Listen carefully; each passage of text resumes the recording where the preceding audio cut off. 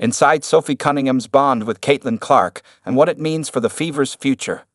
Sophie Cunningham and Clark share a warm, playful, and deeply supportive friendship that has quickly become one of the most talked about bonds in the WNBA, especially within the Indiana Fever franchise. Their connection, forged both on and off the court, is seen as a crucial element in the Fever's current and future outlook. When Indiana pulled off the January 31 trade for Sophie Cunningham, the vision was straightforward. Place strong shooters around Clark to maximize the team's chances of chasing a WNBA title. The strategy began to take shape quickly, and the Fever of 2025 showed real promise. Unfortunately, both Clark and Cunningham were sidelined with injuries before the year reached its climax. Even so, neither player has let the setbacks keep them away from their teammates, making their presence felt on the sidelines throughout the playoffs. Sophie Cunningham describes relationship with Clark. During a guest appearance on The Young Man and the Three, Sophie Cunningham provided fans with a candid look into her bond with the Fever's star guard. She described their relationship as lighthearted, saying it reminded her of time spent with her younger cousins, close in age, but vastly different when it comes to talent on the basketball court. Calling Clark a big kid, Cunningham highlighted her teammates' blend of personality and extraordinary skill. "She is so phenomenal and so elite at her craft, a generational talent," Cunningham explained, adding that Clark's reputation already speaks for itself.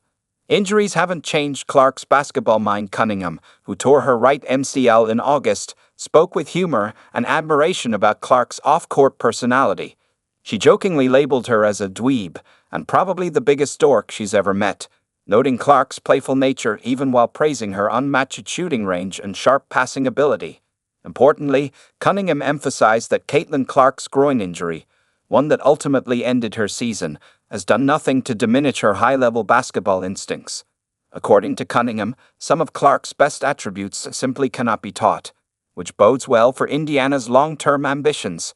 "She had kind of an off year of shooting when she was able to play, and I think that's normal," Cunningham noted.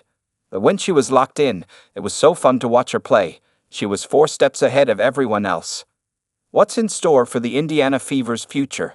The Indiana Fever faithful have plenty to be optimistic about as Cunningham sees Clark's ability to process the game as a defining trait that will fuel Indiana's success for years to come.